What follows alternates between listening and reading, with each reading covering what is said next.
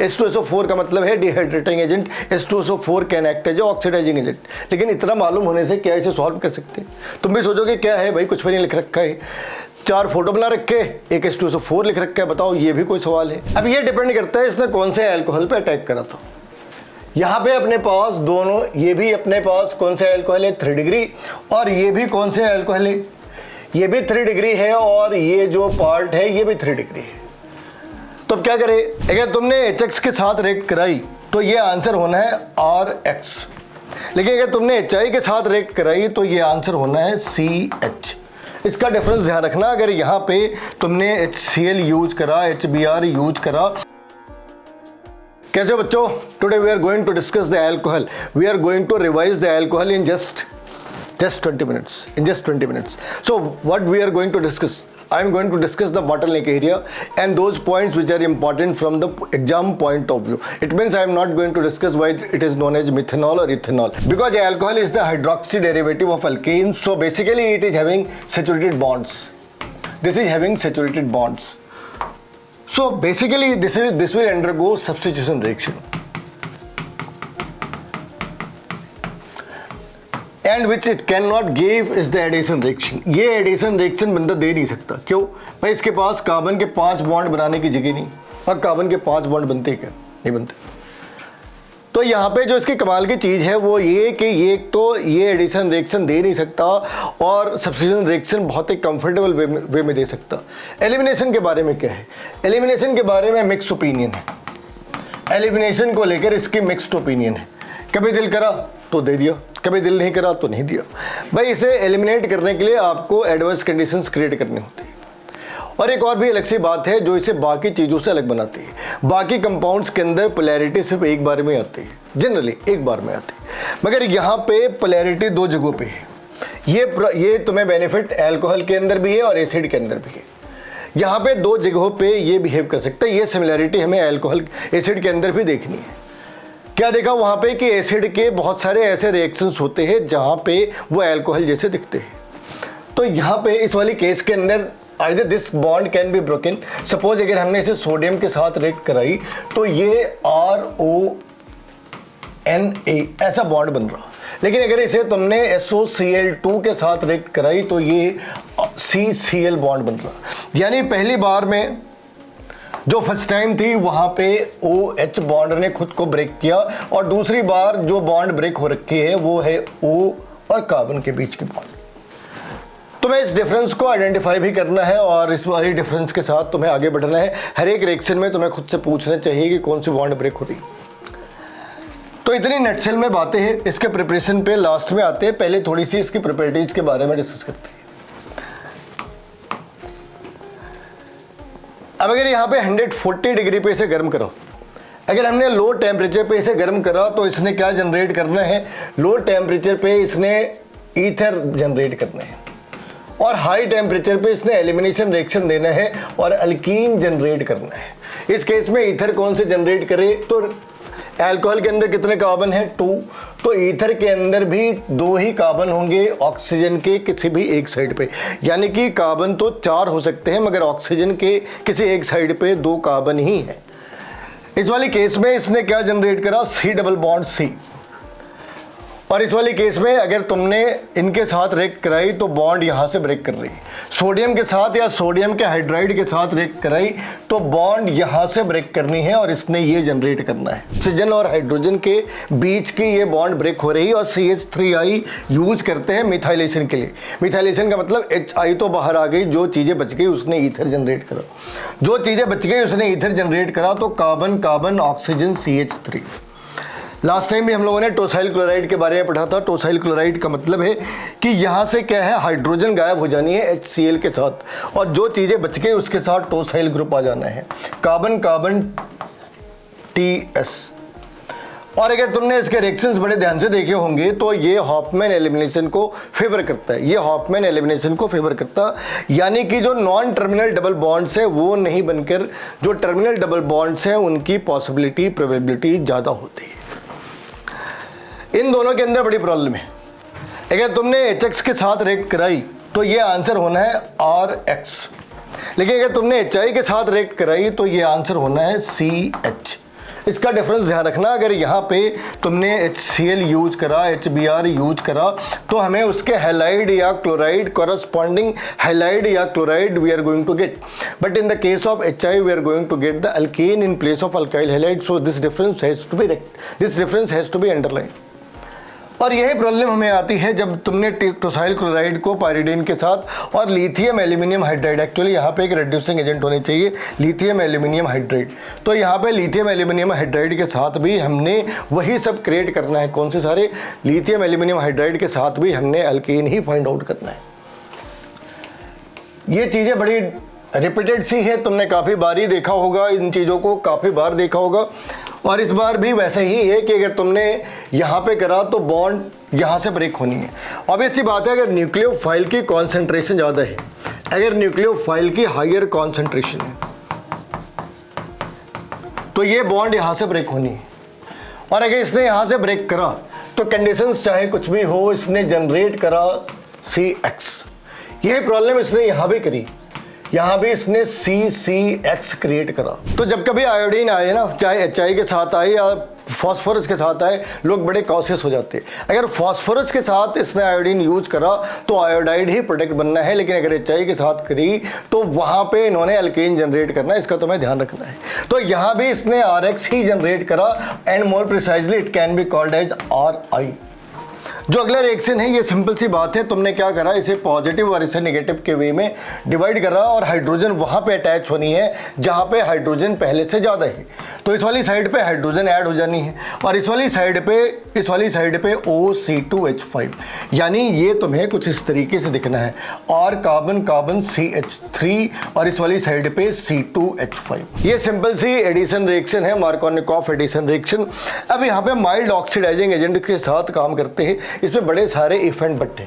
जो oxidising agent है, अगर तुमने माइल्ड ऑक्सीडाइजिंग एजेंट यूज करा तो इसने इसे एल्डिहाइड में कन्वर्ट करना है, और अगर तुमने स्ट्रॉन्ग ऑक्सीडाइजिंग एजेंट यूज करा तो इसने इसकी एसिड क्रिएट कर दी, इसने इसकी एसिड क्रिएट कर दी। और इस वाली केस में ये क्या बन जाने भाई, कार्बन कितने थे? 2, तो 2 कार्बन के एल्डिहाइड, कार्बन कितने थे? 2, तो 2 कार्बन के एसिड। इस वाले पॉइंट को अगर थोड़ी ज़्यादा डिस्कस कर ले तो इस वाले पॉइंट में कुछ एक चीज़ें ऐड कर सकते हैं। इनमें कुछ एक ऐसे क्वेश्चन हैं जहाँ पे तुम बिल्कुल स्ट्रक होकर रह जाते कि क्या 2 आंसर सही हैं या 2 से ज़्यादा भी आंसर सही हैं, जबकि वो सिंगल करेक्ट आंसर होते हैं। और वो प्रॉब्लम कहाँ पे आती है? सपोज अपने पास एक कंपाउंड है C डबल बॉन्ड CCHO, और इसे किसके साथ रिएक्ट करा? पहली बार रिएक्ट करा लिथियम एल्यूमिनियम हाइड्राइड के साथ, दूसरी बार रिएक्ट करा NaBH4 के साथ। अब वो कई बार ये सवाल करते हैं कि इनमें प्रोडक्ट क्या बनने हैं। मान लो उसने ऐसा लिखा A एंड B, अब वो फिर नीचे लिखते हैं A and B are different, A is this, B is this, या फिर कहेंगे दोनों एक जैसी है। अब इनमें तुम्हें ये सोचना है कि क्या ये दोनों एक जैसे प्रोडक्ट हो सकते हैं। इनका रिलेशन अल्कोहल के साथ है, बिल्कुल, इसमें तो कोई दो राय नहीं कि ये अल्कोहल नहीं है। अगर तुमने एल्डिहाइड को रिड्यूस करा तो उसने अल्कोहल ही क्रिएट करना है। लेकिन प्रॉब्लम है इस डबल बॉन्ड के बारे में, प्रॉब्लम है, ये कंसर्न है ये डबल बॉन्ड, क्या करे इस डबल बॉन्ड का? तो आंसर ये है कि डबल बॉन्ड दोनों ही केस में रिटेन रह जानी है, और दोनों ही केस में जो एल्डिहाइड ग्रुप है उसने अल्कोहल में खुद को कन्वर्ट करना है। तो मोरल ऑफ द स्टोरी क्या है कि जो NaBH4 है, एल्यूमिनियम आइसोप्रोपॉक्साइड है, जो लिथियम एल्यूमिनियम हाइड्राइड है, ये 3 जो तुम्हारी सिलेबस के अंदर है, इसके बाद भी कम से कम 12-15 ऐसे कंपाउंड्स हैं जो C डबल बॉन्ड C के साथ कोई रिएक्शन शो नहीं करते, लेकिन तुम्हारी सिलेबस के अंदर एल्यूमिनियम लिथियम एल्यूमिनियम हाइड्राइड है, NaBH4 है, और इसके साथ एल्यूमिनियम आइसोप्रोपॉक्साइड है। तो ये क्या करते हैं, ये डबल बॉन्ड को कुछ भी नहीं करने जाते। अब इस वाली केस में क्या Na लिथियम एल्यूमिनियम हाइड्राइड कभी भी ऐसा नहीं करता? NaBH4 तो माइल्ड है, समझ आती है, लेकिन लिथियम एल्यूमिनियम हाइड्राइड क्या कभी भी डबल बॉन्ड को चेंज नहीं कर सकता, कभी भी डबल बॉन्ड को रिड्यूस नहीं कर सकता? तो आंसर है कर सकता है। अगर कंपाउंड ऐसे हो, कंपाउंड कैसे हो? ऐसे, इसे क्या लिख सकते हैं? अल्फा, इसे लिख सकते हैं beta aryl alpha beta unsaturated compounds. ध्यान रखना, बड़ी लंबी कंडीशन है। Beta aryl alpha beta unsaturated aldehyde और कीटोन। इस वाली केस में क्या करा इसने? इस वाली केस में इसने क्या करा कि इस वाली डबल बॉन्ड को भी इसने रिड्यूस कर दी, carbon single bond carbon CH2OH, ये कर दिया। तो तुम्हें इस चीज का ध्यान रखना है कि ये ऐसी चीजें कर सकते हैं। Suppose we are having one compound which contains two different compound at the two different end, one end is having acid whereas second end is having ester and it is having possibility to react with the lithium aluminum hydride and BH3। तो सवाल ये क्या दोनों react करने हैं, दोनों में से कोई एक रिएक्ट करना है। रिएक्ट तो दोनों ही करने हैं मगर प्रोडक्ट अलग होने हैं। 3 पॉसिबिलिटी बन गई, दोनों में से किसी ने रिएक्ट नहीं करा, दोनों ने ही रिएक्ट करा और एक प्रोडक्ट बनाया, दोनों ने ही रिएक्ट करा, 2 अलग अलग प्रोडक्ट बनाए। इतनी सारी पॉसिबिलिटी क्रिएट हो गई। तो सही आंसर क्या है? अब सही आंसर क्या है वो समझ लो कि अगर तुमने लिथियम एल्यूमिनियम हाइड्राइड वाली बात यूज करी तो इस वाली केस में आंसर क्या आना है, और अगर तुमने BH3 यूज करी तब क्या आंसर आना है।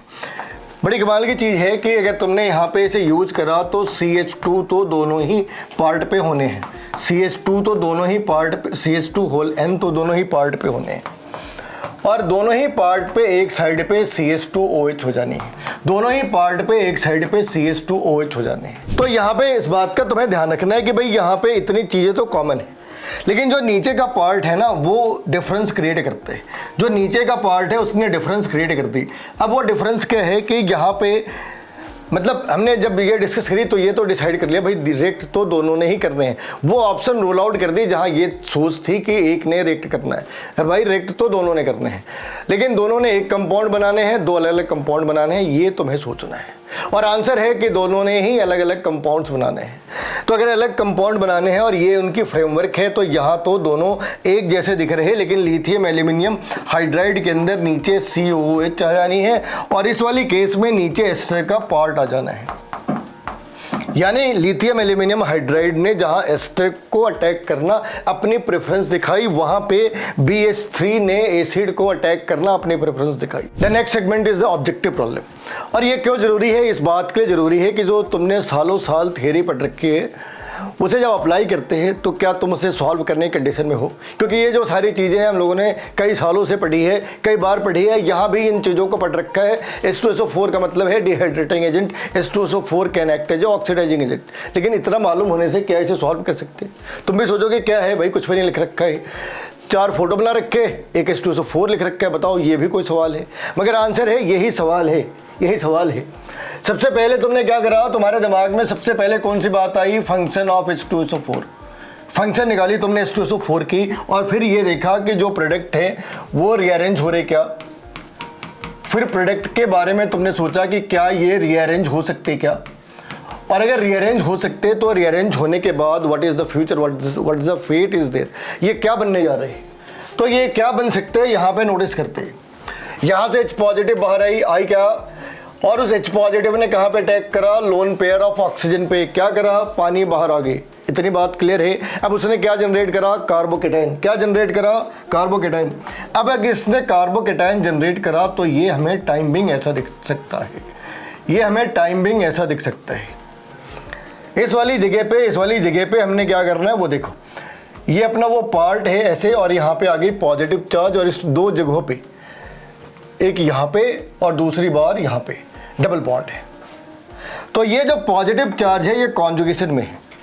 अब एक बार वापस सवाल के ऊपर आते हैं। यहाँ पे इन्होंने 2 एरोमेटिक रिंग बना दी, मतलब कट नहीं कर रहे, उसे तुम्हें बता रहे हैं यहाँ पे एक एरोमेटिक रिंग है, यहाँ पे एक एरोमेटिक रिंग है, यहाँ पे एक एरोमेटिक रिंग है।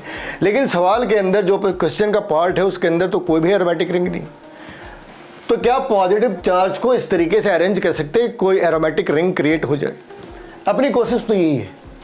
अपनी कोशिश ऐसी है कि क्या हम यहाँ पे इस पॉजिटिव चार्ज को मैनिपुलेट करके कोई एरोमेटिक कंपाउंड क्रिएट कर सकते हैं। तो ये बहुत ही बढ़िया सा तरीका होता है जहाँ पे कुछ इमेज बना रखी है, एक आदि कोई वर्ड लिख रखी है, और फिर तुम्हें कह दिया आप इसे सॉल्व करके दिखाओ।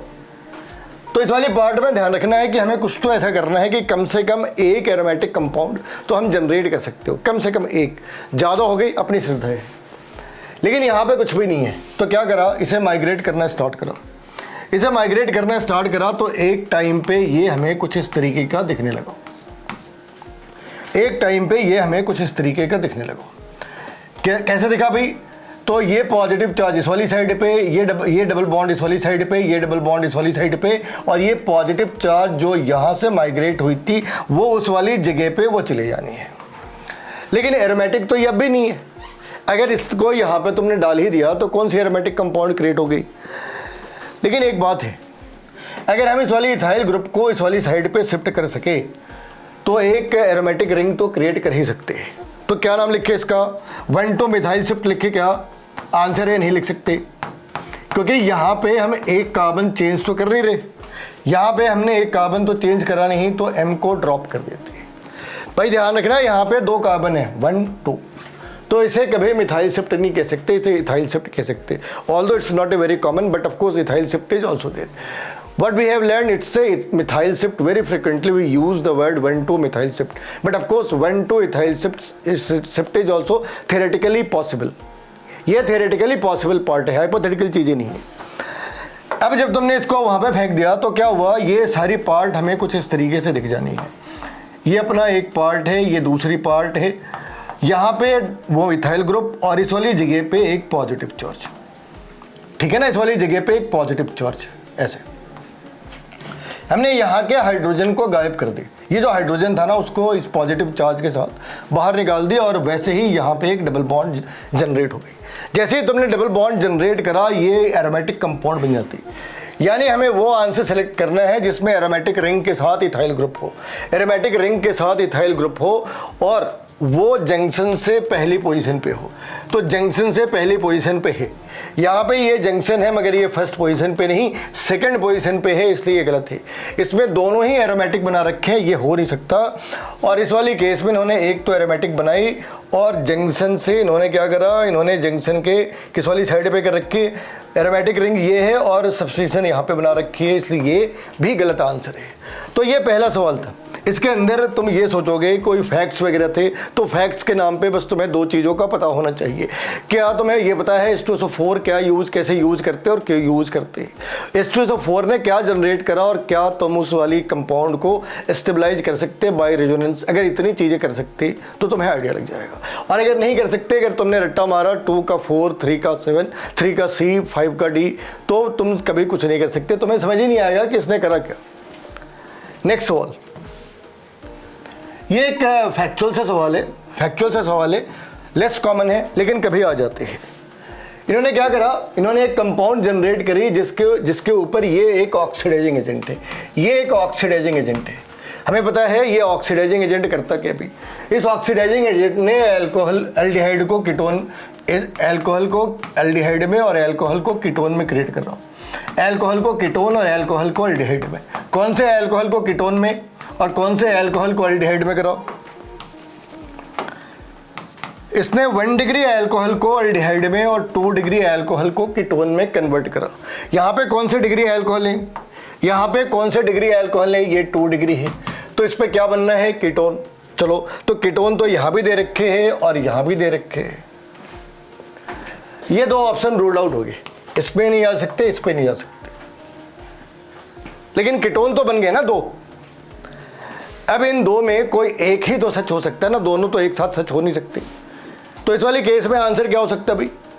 अब यहाँ पे देखो, थोड़ी देर के लिए फॉर टाइमिंग इसने क्या जनरेट करा, this has created a compound which is known as, actually it's a 5 carbon, okay, because it's a 5 carbon so we can write like this is double bond O and this is COOH, it's a beta keto acid, it's a beta keto acid। और जब तुम कभी beta keto acid को गर्म करो तो CO2 ने बाहर आना है। अगर तुमने कभी बीटा कीटो एसिड को गर्म करा तो CO2 ने बाहर आना है। तो इस वाली केस में ये गलत आंसर है, क्योंकि इसने COH को रिटेन रखा है और इस वाली केस में वो CO2 बनकर बाहर निकल जानी है। अगर उसने खुद को CO2 के अंदर कन्वर्ट कर दिया तो ऑब्वियस सी बात है कि ये बीटा कीटो एसिड की हीटिंग इफेक्ट है, impact of the heating upon the beta keto acid. तो ये इस तरह के कंपाउंड जनरेट करते हैं, इस तरह के कंपाउंड हैं। ये भी एक बढ़िया सा सवाल है, एक बढ़िया सा सवाल है और तुम्हें थोड़ी देर के लिए सोचना पड़ेगा। मतलब कॉन्सेप्ट क्या है, क्या है कॉन्सेप्ट इसके अंदर? कॉन्सेप्ट है बहुत सिंपल सी, रीअरेंजमेंट ऑफ कार्बोकेटाइन। अच्छा, इस सिंपल से कॉन्सेप्ट पे क्या करने वाले, इस सिंपल से कॉन्सेप्ट पे हमने प्रोडक्ट को प्रेडिक्ट करना है कौन सा आंसर सही हो सकता है। तो यहां पे स्टार्ट करते हैं। H2SO4 है, यहां पे अपने पास 2 OH है। H2SO4 ने फिर से वैसे ही करा, H2SO4 ने क्या करा, कार्बोकेटाइन जनरेट करे, इसने कार्बोकेटाइन जनरेट करे। अच्छा, कौन से कार्बोकेटाइन? अब ये डिपेंड करता है इसने कौन से अल्कोहल पे अटैक करा था। यहाँ पे अपने पास दोनों, ये भी अपने पास कौन से अल्कोहल है 3 डिग्री, और ये भी कौन से अल्कोहल है, ये भी 3 डिग्री है, और ये जो पार्ट है ये भी 3 डिग्री है। तो अब क्या करें, दोनों ही तो 3 डिग्री है, लेकिन जो फिनाइल का पार्ट है वो ज़्यादा स्टेबल है और जो साइक्लिक पार्ट है वो रिलेटिवली कम स्टेबल है। तो इन्होंने क्या करना है, यहाँ पे रिएक्शन नहीं होनी, यहाँ पे रिएक्शन होनी। तो पहली बार में क्या जनरेट होना भाई, पहली बार में जनरेट होना है एक साइक्लिक कंपाउंड है, 5 कार्बन है, और इस वाली जगह पे अपने पास एक OH है, और नेक्स्ट कार्बन के ऊपर पॉजिटिव चार्ज है, 2 pH ग्रुप है, 2 pH ग्रुप है। अब क्या करें इसका, तो नेक्स्ट टाइम अब यहां पे एक कॉन्सेप्ट आता है, इसे कहते हैं रिंग एक्सपेंशन। क्या कहते हैं, रिंग एक्सपेंशन। बड़े रेयर से हैं मगर हैं। रिंग एक्सपेंशन का कॉन्सेप्ट है, ये रिंग एक्सपेंशन का कॉन्सेप्ट है 3 कार्बन चेन, 4 कार्बन चेन और 5 कार्बन चेन के ऊपर। अगर 3 कार्बन, 4 कार्बन, 5 कार्बन के कंपाउंड्स हो और उनके ठीक बाद वाले कार्बन के ऊपर, उनके ठीक बाद वाले कार्बन के ऊपर इस वाली केस में एक छोटी सी प्रॉब्लम है, ये OH इसके साथ ही अटैच है, ये OH इसके साथ ही अटैच है। तो अगर ठीक बाद वाले कार्बन के ऊपर जो बिल्कुल रिंग के साथ का कार्बन है, अगर वहां पे पॉजिटिव चार्ज है तो ये रिंग एक्सपेंशन में जानी है, यानी कि ये हिस्सा अब ये रिंग के अंदर आ जाना है। इस वाले केस में इन्होंने क्या करा, फिर इस वाले केस में क्या करा, जब यहाँ पे रिंग बना ली तो अब ये 5 कार्बन की जगह इन्होंने 6 कार्बन की रिंग बनाई, और 6 कार्बन के रिंग में इस वाली साइड पे भी pH है और इस वाली साइड पे भी pH है। ध्यान रखना यहाँ पे डबल बॉन्ड नहीं, अगर डबल बॉन्ड होती तो 2-2 pH एक साथ हो नहीं सकते थे, क्योंकि उस वाली केस में कार्बन के 5 बॉन्ड बन जाने थे। लेकिन अब भी एक मामला फंसा पड़ा है, इस वाली जगह पे एक OH है अपने पास, इस वाली जगह पे अपने पास एक OH अब भी है और एक पॉजिटिव चार्ज भी है।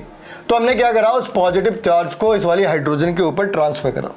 जैसे ही हाइड्रोजन ने पॉजिटिव चार्ज एक्सेप्ट करा, अब ये सारी चीज़ें इस तरीके से हो गई, वो वहाँ से गायब और ये आ गए दोनों इस तरीके से, और वो H पॉजिटिव बनकर बाहर निकल जाना है। And this was all about the alcohol. Within 10 to 20 minutes, you can't expect the miracles. What I did, I tried to cover the every bottleneck area. Every bottleneck area, I wanted to cover the every bottleneck area. So you should feel comfort while solving the objective. तो तुम्हारे अगर कोई भी comments हो, तुम्हारी कोई भी queries हो, कमेंट बॉक्स के अंदर लिखना मत भूलना। वीडियो पसंद आई तो लाइक करें, सब्सक्राइब करें और शेयर भी करें।